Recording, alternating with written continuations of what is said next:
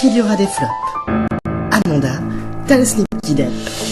Il est de certaines pièces de théâtre du répertoire classique ce que le Nutella est à la tranche de pain grillé, incontournable.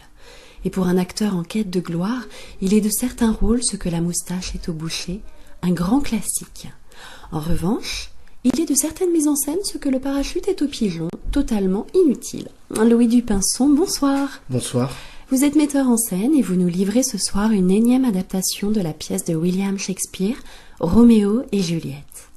Alors Louis, lorsque vous avez décidé de reprendre Shakespeare, vous attendiez-vous à un flop pareil ? Non, j'avoue que je ne m'y attendais pas, c'est une réelle surprise. Vous savez, avant une première, il y a des mois de répétition. On travaille énormément, on a tout le temps le nez dans le guidon. Alors il y a toujours un petit moment de doute où on se dit avec une angoisse, peut-être que ma pièce va être un succès, peut-être qu'elle fera sale compte tous les soirs. Et puis, heureusement, on se rassure très vite, après les premières représentations, quand on voit les sièges qui se vident, les huées du public, les tomates qu'on se prend dans la tête tous les soirs. Non, là-dessus, c'est une vie trépidante, y a pas de problème.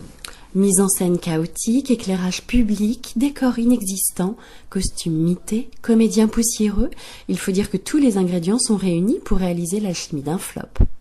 Eh bien, mon cher Louis Dupinson, merci.